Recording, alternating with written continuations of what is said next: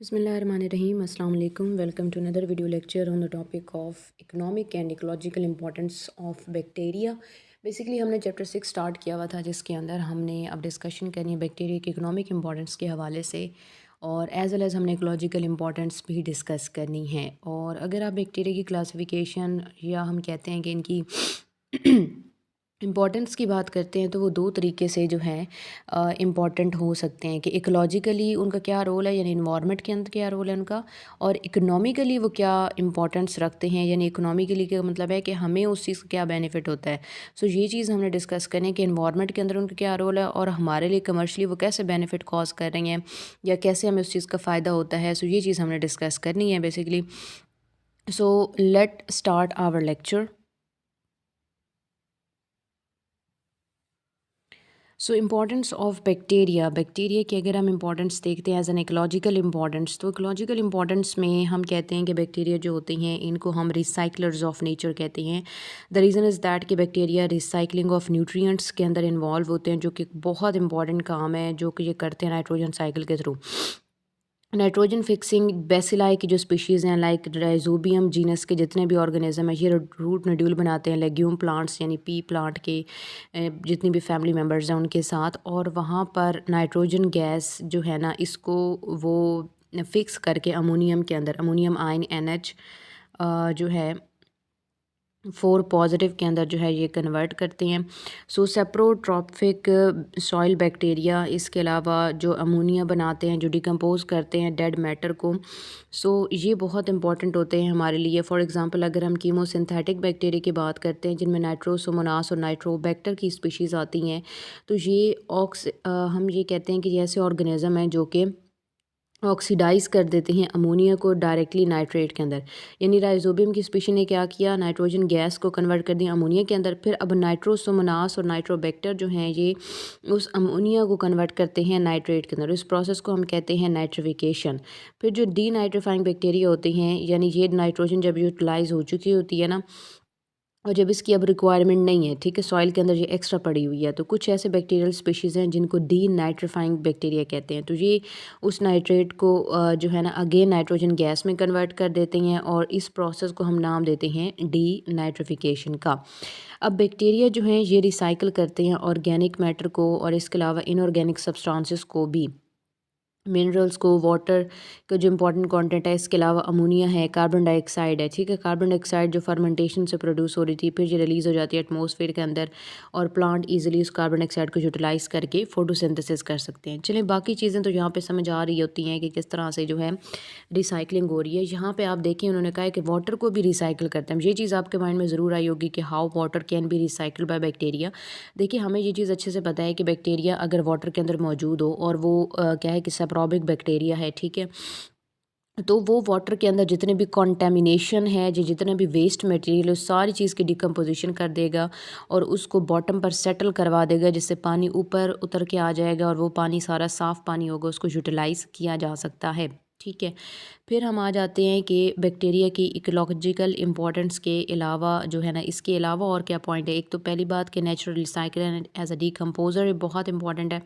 दूसरी बात कि अब इसके अलावा ये इन्वायरमेंट को क्या इम्पॉर्टेंट हम कहते हैं कि न्यूट्रिएंट्स वगैरह दे रहे हैं। सो बैक्टीरिया और फंजाई की अगर हम बात करते हैं they are known as principal decomposers because ये डेड एनिमल और प्लांट की बॉडी को जो है डिकम्पोज करके उनको कन्वर्ट कर देते हैं ह्यूमस के अंदर। ह्यूमस क्या चीज़ होती है, ये एक ऐसी सब्सटेंस है, ये एक ऐसा मटेरियल है जिसमें न्यूट्रिएंट्स भी होते हैं जो सॉइल की फर्टिलिटी को इंक्रीज़ कर देता है या जो ग्रोथ होती है प्लांट्स की इसको इंक्रीज़ कर देता है। इसके अलावा हम कहते हैं कि जो इंक्रीज़ होता है water carrying capacity of soil यानी वाटर कैरिंग कैपेसिटी भी बढ़ा देता है। ये बिल्कुल ऐसी एग्जांपल है जैसे एक सॉइल है तो उसके अंदर आप देखें कि बहुत सारी ऐसी जगह भी होती है सॉइल में जगह जगह पर जहाँ बहुत ही पोरस सी ज़मीन होती है और मिट्टी बहुत नरम होती है और हम कहते हैं कि वो मॉइस्चराइज्ड होती है, तो उसी को हम नाम क्या देते हैं ह्यूमस का, जिसमें न्यूट्रिएंट भी ज़्यादा है जिसमें मॉइस्चर कॉन्टेंट भी होता है। ह्यूमस जो है ये ऑर्गेनिक कंपाउंड्स के अंदर रिच होता है क्योंकि ये डेड मैटर की डिकम्पोजिशन से बना है, ठीक है। और फिर उसके बाद जो है ना इसमें इतनी एबिलिटी होती है कि ये सॉइल की फर्टिलिटी को बढ़ाता है क्योंकि उसके न्यूट्रिएंट कंटेंट को पूरा कर देगा तो सॉइल जो है वो अल्टीमेट तौर पर बात है कि सॉइल जो है वो कन्वर्ट हो जाएगी फर्टाइल सॉइल के अंदर, फिर उसको डिफरेंट प्रोसीजर्स और डिफरेंट चीज़ों के लिए जो है वो इस्तेमाल किया जा सकता है, यानी बेनिफिट है ये सॉइल के लिए। अब ये तो चीज़ थी जो नेचर के लिए इंपॉर्टेंट थी, यानी एज अ डिकम्पोज़र भी वो नेचर के लिए इंपॉर्टेंट है, और एज अ इकोलॉजिकल इंपॉर्टेंस में भी हमने वही बात की, ह्यूमस फॉर्मेशन वगैरह। सो वो इसी तरह से इन्वायरमेंट को बेनिफिट दे रहा है। अब हम आ जाते हैं इकोनॉमिक इंपॉर्टेंस पे। अब इकोनॉमिक इंपॉर्टेंस की जहाँ तक बात है ना, तो हम दोनों चीज़ें इसके अंदर काउंट करते हैं कि हमें बेनिफिट कौन से हो सकते हैं और हमें लॉस कौन सा होता है। इकोनॉमिक इंपॉर्टेंस का मतलब है कि वो चीज़ जब बैक्टीरिया का डायरेक्ट कांटेक्ट या डायरेक्ट इंटरेक्ट होता है ह्यूमन के साथ, या उसको वो अफेक्ट कर सकता है, तो ये चीज़ आती है हमारे पास ecological importance, sorry, economic importance के अंदर। यहाँ पे हम एक और चीज़ भी डिस्कस करते हैं कि आप इसको दो पार्ट्स में कैटेगराइज कर सकते हैं कि हार्मफुल इफ़ेक्ट कैसे हो सकते हैं और बेनिफिट्स कैसे हो सकते हैं। सो पहले हार्मफुल इफ़ेक्ट्स की तरफ जाते हैं कि अगर आप पैरासाइटिक बैक्टीरिया की बात करते हैं, तो जो पैरासाइटिक बैक्टीरिया की स्पीशीज़ हैं ये प्लांट को अटैक करती हैं, डिफरेंट टाइप के डिजीज़ कॉज करवाते हैं, लाइक फायर ब्लाइट इन एप्पल और ring disease in potato, crown galls हो गए। इसके अलावा ह्यूमन्स के अंदर भी बहुत सारे diseases like tuberculosis, diphtheria, tetanus, cholera, leprosy और typhoid fever, meningitis, sore throat, whooping cough जिसको परटूसिस भी कहती हैं। और बैक्टीरिया के अंदर जो है ना, ये कुछ ऐसे एसिड बनाता है जो कि सारी वाइन को जो है वो विनेगर के अंदर कन्वर्ट कर देता है, यानी आपके जो इंपॉर्टेंट चीज़ें हैं उनको भी डिस्ट्रॉय करता है। वुड और फैब्रिक्स वगैरह जो है इनकी डिकम्पोजिशन करके इनको तबाह बर्बाद कर देता है, यानी इस तरह से ये सारी चीज़ों को डिकम्पोज करता है, और जो है ना उनको आप कहते हैं कि लॉस करवा देता है या ज़ाया करवा देता है, ताकि आप उसको इस्तेमाल ही ना कर सकें। इसके अलावा ये डिज़ीज़ भी कॉज़ करता है, क्योंकि जब भी आपके माइंड में एक वर्ड आता है बैक्टीरिया, तो पहली चीज़ आपके माइंड में अल्टीमेटली नेचुरल सी बात है कि आपके माइंड में एक चीज़ आती है कि कोई हार्मफुल चीज़ है जो नुकसान पहुंचा सकती है या डिज़ीज़ कॉज़ कर सकती है, ठीक है। सो ये तो हमारे पास जो है ना इसके हार्मफुल इफ़ेक्ट्स हैं। इसके साथ जो है ना बेनिफिशियल इफ़ेक्ट भी हम देख लेते हैं। सो बेनिफिट्स हमारे पास जो हैं ये 3 तरह के हो सकते हैं कि इनकी डाइजेशन में ये किस तरह से मतलब हेल्प आउट कर सकते हैं कुछ ऑर्गेनिज़्म को, विटामिन भी बनाते हैं, और कुछ इंडस्ट्रियल यूजेस भी हैं, और भी काफ़ी सारे हैं। सो वन बाय वन इनको देखते हैं हम। हेल्प इन डाइजेशन, बैक्टीरिया जो होते हैं ये लार्ज और स्मॉल इंटेस्टाइन के अंदर मौजूद होते हैं, जहाँ पर ये फैट्स की इमल्सिफाई करते हैं। इमल्सिफाई क्या मतलब है कि फ़ैट की इतनी ब्रेक डाउन करना कि वो बिल्कुल लिक्विड कंटेंट की तरह बन जाए और उसको आसानी से फिर एब्जॉर्ब किया जा सके। यहाँ पे ये उसकी डाइजेशन और एब्जॉर्प्शन को प्रमोट करते हैं। इसके अलावा कैटल की अगर हम बात करें, तो वहाँ पर जो बैक्टीरिया होती हैं वो स्टार्च और सेलुलोज को डाइजेस्ट कर देते हैं, उसको कन्वर्ट कर देती हैं ग्लूकोज यूनिट्स के अंदर, ताकि उसको यूटिलाइज़ किया जा सके। यानी हम बात करें हर्बीवोर्स की, ठीक है, कि वो अगर बैक्टीरिया की मदद से ही जो है ना डाइजेस्ट कर सकते हैं फाइबर्स को या ग्रास वगैरह को। इसके अलावा हम आते हैं अगर सिंथेसिस ऑफ विटामिन पे, तो कुछ ऐसे बैक्टीरिया होते हैं जो ह्यूमन की गट के अंदर होते हैं स्पेशली, ठीक है, वो विटामिन के भी प्रोड्यूस करते हैं और विटामिन बी भी। यानी लार्ज इंटेस्टाइन के अंदर जब आपको फूड जाता है ना, तो वो तकरीबन आप ये कह सकते हैं कि 95% डाइजेस्टेड फूड ही होता है। सो जो कि एब्जॉर्प्शन हो चुकी होती है, लेकिन कुछ पार्ट जो है फूड का वो लार्ज इंटेस्टाइन की तरफ चला जाता है। वहाँ पे ये जो बैक्टीरिया स्पीशीज़ होती हैं, जैसे ई कोलाई की कुछ स्पीशीज़ होती हैं, तो वहाँ पे ग्रो करती हैं। इसके अलावा वहाँ ना उस वेस्ट मटेरियल जो कि अभी आपकी बॉडी में फीसिस फॉर्मेशन में इन्वॉल्व होने वाला होता है, तो उससे ये क्या करते हैं कि विटामिन के और विटामिन बी की सिंथेसिस करवा लेते हैं। इसके अलावा ई कोलाई जो होती हैं, इनको आर्टिफिशियली भी ग्रो करवाया जाता है डिफरेंट कल्चर मीडियम्स के अंदर, ताकि ये कमर्शियल पर्पसेस के लिए विटामिन B12 दे सके, जिसको सियानोकोबाल्मिन कहते हैं, जो कि फिर डिफरेंट टाइप की जो है ना रिक्वायरमेंट होती है उसकी, कि वो ऐसी मेडिसिन में यूज़ की जाती है जो मतलब जिन लोगों को अगर हम कहते हैं ब्लड डेफिशिएंसी होती है, वो कुछ ख़ास किस्म की मेडिसिन लेते हैं, तो उस मेडिसिन का इंपॉर्टेंट कंटेंट होता है विटामिन B12, क्योंकि विटामिन B12 जो है ये आरबीसी की प्रोडक्शन के लिए बहुत ज़रूरी होती है। सो दैट्स वाई ये इसलिए इम्पॉर्टेंट होती है, और कमर्शली इसको जो है वो ई कोलाई के बैक्टीरिया स्पीशीज़ से प्रोड्यूस करवाया जाता है। इसके अलावा अगर हम इंडस्ट्रियल रोल देखते हैं, तो बैक्टीरिया के इंडस्ट्रियल रोल भी काफ़ी ज़्यादा हैं, और ये काफ़ी ईजी और चीपर बना देते हैं कि आप बैक्टीरिया को लार्ज कल्चरल स्केल पर यानी इंडस्ट्री के अंदर ग्रो करा सकते हैं, ताकि आप बहुत सारे बेनिफिट ले सकें, बहुत सारी सिंथेटिक प्रोसेसेस के अंदर चीज़ों को इस्तेमाल कर सकें। बैक्टीरिया विनेगर यानी एसिडिक एसिड की सिंथेसिस में एसीटोन, इसके अलावा लैक्टिक एसिड, ब्यूटानोल या अल्कोहल, और विटामिन वगैरह की सिंथेसिस के लिए इस्तेमाल होता है चीज़, और इसके अलावा टोबैको वगैरह की सिंथेसिस और उनको फ्लेवर देने के लिए इस्तेमाल होता है। इसके अलावा ये यूज़ होता है कॉफ़ी और लेदर इंडस्ट्रीज़ के अंदर, यानी उन चीज़ों की फर्दर ब्रेक डाउन और उनकी प्रोसेसिंग के अंदर जो है इस्तेमाल किया जाता है। तो ये हमारे पास बेनिफिशियल इफ़ेक्ट है। ऑल्दो नुकसान तो है कि वो डिज़ीज़ भी कॉज़ करता है। ऑब्वियस सी बात है कि वो माइक्रोब्स ने डिज़ीज़ तो कॉज़ करना ही है, क्योंकि उसकी नेचर ऐसी है। लेकिन यही चीज़ जो है, अगर आप उसके बेनिफिट्स की तरफ देखें तो वही कहीं पे वो डाइजेशन करवा रहा है, कहीं विटामिन की सिंथेसिस करवा रहा है, तो कहीं इंडस्ट्री में उसकी यही डिकम्पोजिंग एबिलिटी जो है वो इस्तेमाल की जा रही है इंडस्ट्री के अंदर, और डिफरेंट चीज़ों को जो है बनाया जा रहा होता है, क्योंकि वहाँ पे ह्यूमन या रिसोर्सेज के थ्रू या आप केमिकल्स के थ्रू तो चीज़ों की ब्रेक डाउन नहीं करवा सकते, क्योंकि मटेरियल ही सारा ज़ाया हो जाएगा।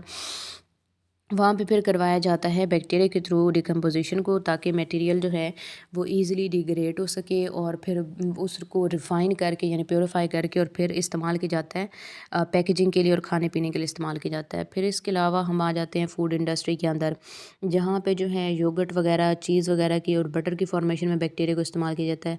ठीक है, इसके अलावा हम कहते हैं फूड में अगर आप देखें तो large number of bacterial cell ऐसे होते हैं जो कि पार्शली प्लांट मटेरियल के साथ ही डाइजेस्ट किए जाते हैं, एलिमेंट्री कैनाल के अंदर होते हैं, तो इनकी भी डाइजेशन हो जाती है। जहाँ पर ये करते क्या है कि प्रोसेस ऑफ डाइजेशन को और ज़्यादा आसान कर देते हैं, अमीनो एसिड प्रोडक्शन को वहाँ पे शुरू कर देते हैं, या विटामिन की जो है ना इनकी एब्जॉर्प्शन और इनकी फॉर्मेशन के अंदर बहुत इंपॉर्टेंट रोल प्ले करते हैं। एंटीबायोटिक्स की अगर हम बात करें, ये चीज़ हम अच्छे से जानते हैं कि एंटीबायोटिक क्या है। एक ऐसा केमिकल जो कि आप बेनिफिशियल बैक्टीरिया से लेते हैं, उसको एंटीबायोटिक कहते हैं, और ये हार्मफुल बैक्टीरिया के ऊपर अप्लाई किया जाता है ताकि उनकी ग्रोथ को इनहिबिट किया जा सके। तो बहुत सारी एंटीबायोटिक्स हैं, जो एक्टिनोमाइसीन जो ग्रुप है बैक्टीरिया का, ये काफ़ी लार्ज ग्रुप है एक्टिनोमाइसीन, और इससे ली जाती हैं, जिसमें कॉमन एग्जांपल क्या है, स्ट्रेप्टोमाइसिन है, ओरोमाइसिन है, टेट्रामाइसिन है, तो ये सारी इस्तेमाल की जाती हैं। बायोगैस की जहाँ तक बात है, तो सीवेज प्लांट लगाए जाते हैं, जहाँ पे गार्बेज और डंग और स्टूल वगैरह को इस्तेमाल करके और मीथेन गैस प्रोड्यूस की जाती है, जो एज अ फ्यूल यूज़ की जाती है। बायोगैस प्लांट ज़्यादातर विलेजेस के अंदर इस्तेमाल किए जाते हैं, जहाँ पे 54 टू 70% मीथेन भी मिल जाती है।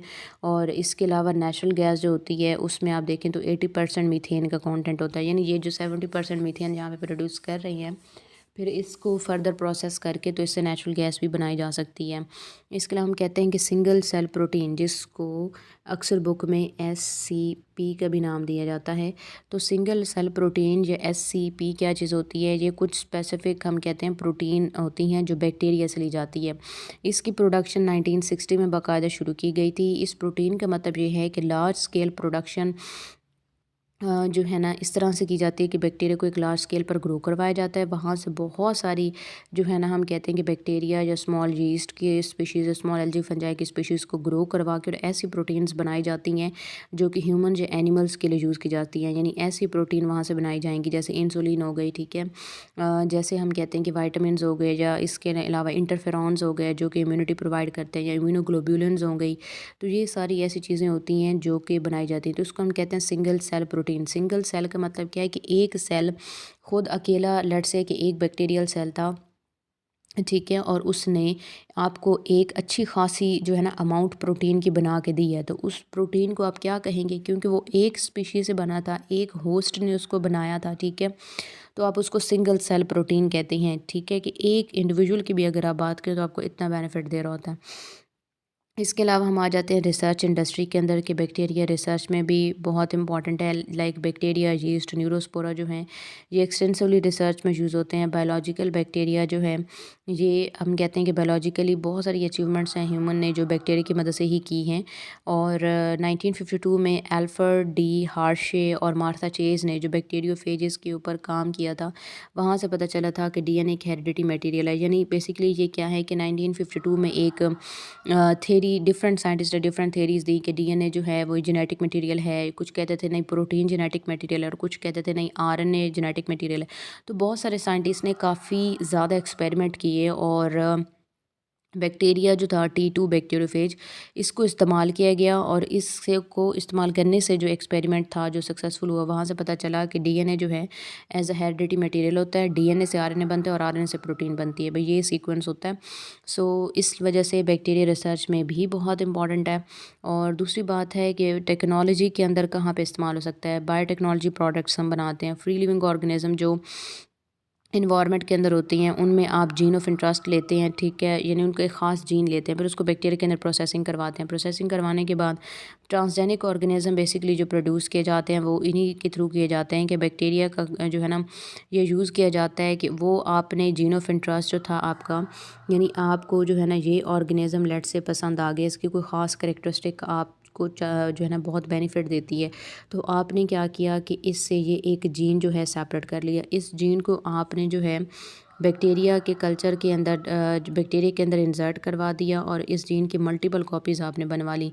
अब ये मल्टीपल कॉपीज़ आपने बनवा ली हैं इस तरह से उसी जीन की, और ये मल्टीपल कॉपीज़ जो हैं आप हर इंडिविजुअल के अंदर जो है ना इस तरह से उसको इंसर्ट करते जाते हैं हर इंडिविजुअल के अंदर। तो लेट्स से कि पहले आपके पास नेचुरली एक ऑर्गेनिज़म था उस खसूसियत का वाला, अब आपके पास एक पूरी क्वांटिटी होती है, यानी लेट्स से 20 इंडिविजुअल 30 इंडिविजुअल आपने बना लिए हैं उसी एक क्वांटिटी के, तो आपको और ज़्यादा बेनिफिट मिलेगा और ज़्यादा उससे फ़ायदा होगा। तो कुछ एग्जांपल उन्होंने दिए हैं कि ये हम किन चीज़ों के लिए कर सकते हैं, डिफरेंट हार्मोन्स के लिए, लाइक इंसुलिन है, ग्रोथ हार्मोन्स हैं, ब्लड क्लॉटिंग फैक्टर 8 है जो कि हीमोफीलिया के पेशेंट के लिए बनाया जाता है, फिर ये आप वैक्सीन के तौर पे भी इस्तेमाल कर सकते हैं, ठीक है।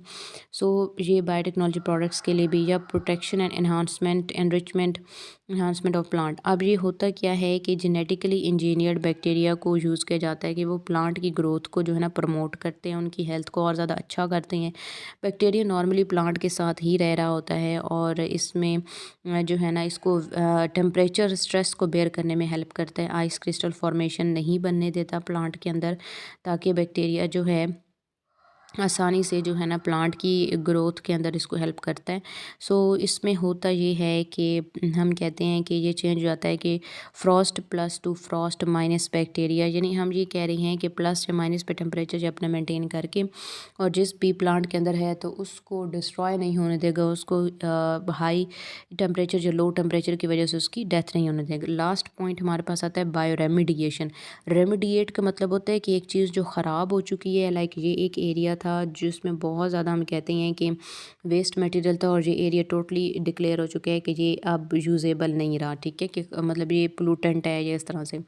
तो क्या होता है कि अब इसको रेमिडिएट करना है, यानी इसको ठीक करना है, इसको क्योर करना है, तो फिर क्या किया जाएगा, इस पर बैक्टीरिया अप्लाई किए जाएंगे ताकि इस एरिया की सारी जो हम कहते हैं कि डर्ट है या पोल्यूशन उसको ख़त्म करके इसको नेचुरल कर सकें, इसको क्लीन कर सकें।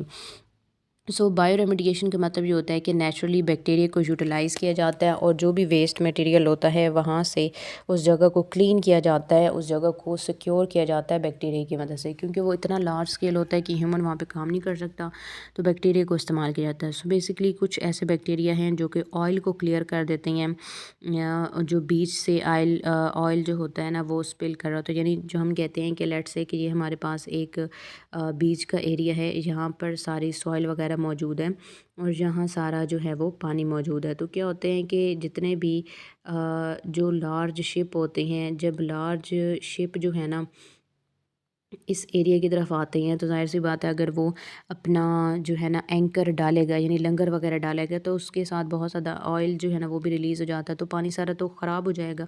तो वहाँ पर बैक्टीरिया को जो है ना अप्लाई किया जाता है सारे एरिया में, ताकि वो सारे पानी को और उस जो मिट्टी है साहिल समंदर की मिट्टी है उसको साफ़ कर दें, ताकि उसको किसी किस्म का जो है नुकसान नहीं होना चाहिए। So that was about the bioremediation.